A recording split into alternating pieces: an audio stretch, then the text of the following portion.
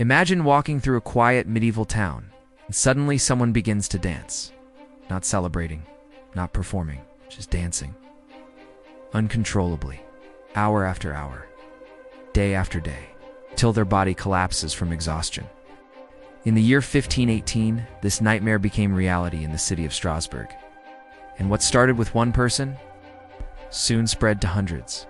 Imagine waking up in the summer of 1518 in a quiet medieval city. The streets of Strasbourg are narrow, the air is heavy, and life is already difficult. Disease, hunger, and poverty are constant companions. People are exhausted, both physically and mentally. But no one could have imagined the terrifying event that was about to begin. One morning in July, a woman stepped into the street. Her name was Frau Trafia. Without music, without warning, she began to dance. At first it looked strange, almost absurd. There was no festival, no celebration. She simply started moving her body in frantic, uncontrolled movements. The neighbors watched from their windows. Some laughed. Others whispered that she had gone mad. But the laughter quickly faded when she did not stop. She danced for hours, then an entire day, then another. Her feet struck the hard stone street again and again. Her arms moved wildly as if controlled by something invisible. Sweat covered her face, yet she continued. Her husband tried to stop her. Neighbors tried to hold her still. Nothing worked. By the third day, people began to feel something deeper than curiosity. Fear. Then something even stranger happened. Others began to dance. At first, it was one person, then two, then a small group. Within a week, dozens of people across Strasbourg were dancing uncontrollably in the streets. Men, women, even elderly citizens. They twisted and stomped and spun as if possessed by an unseen force. There was still no music. Only the sound of shoes striking stone and the exhausted breathing of bodies pushed beyond their limits. Dancers screamed while moving. Others cried in pain. Witnesses later reported that many begged for help, shouting that they could not stop their own bodies. But the dancing continued, day after day. Soon, the city authorities became deeply alarmed. Strasbourg had seen many disasters before, plagues, famines, wars, but nothing like this. Doctors were called to investigate the strange illness. Their conclusion shocked everyone. They believed the dancers were suffering from what they called hot blood, a condition where the body overheated and forced people into uncontrollable movement. And their treatment? More dancing. City officials ordered stages to be built across Strasbourg. Musicians were hired to play drums, pipes, and fiddles. Their reasoning was simple. If the victims danced long enough, the sickness would burn itself out. Instead, the nightmare only grew worse.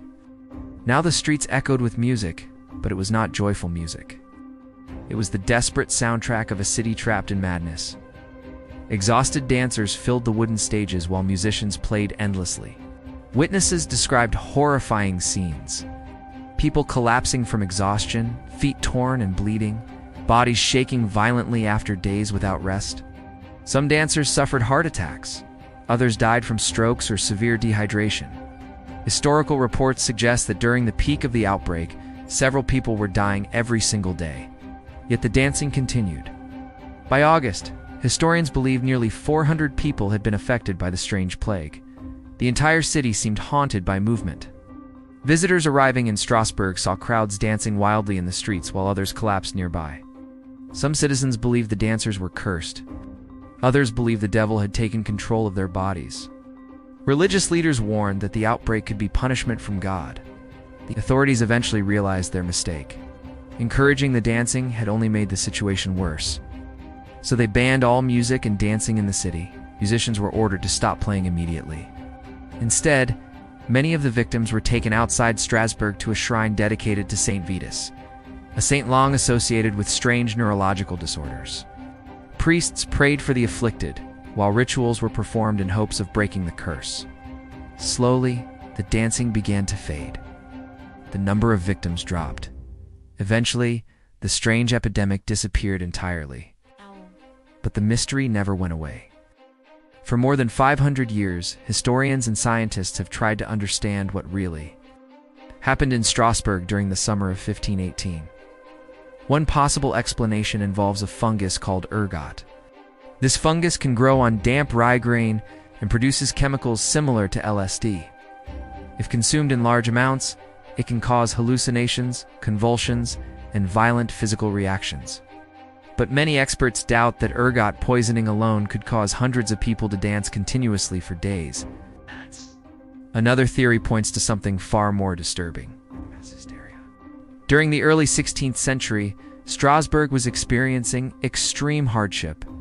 Famine had devastated crops. Disease was spreading across Europe. Population lived in constant fear and stress. Under such overwhelming pressure, the human mind can react in strange and powerful ways. Psychologists believe the dancing plague may have been a form of collective psychological breakdown. In other words, the people of Strasbourg were so overwhelmed by fear and suffering that their bodies expressed that trauma through uncontrollable movement. Ow. Their minds created an epidemic. A terrifying reminder that the human brain can sometimes be as mysterious as any supernatural force. Even today, the dancing plague of 1518 remains one of the strangest events ever recorded in history. Hundreds of people dancing uncontrollably, some until their bodies simply gave out. No clear explanation, no confirmed cause. Only the chilling question that still lingers after 5 centuries. What would you do if the people around you suddenly began dancing and could not stop?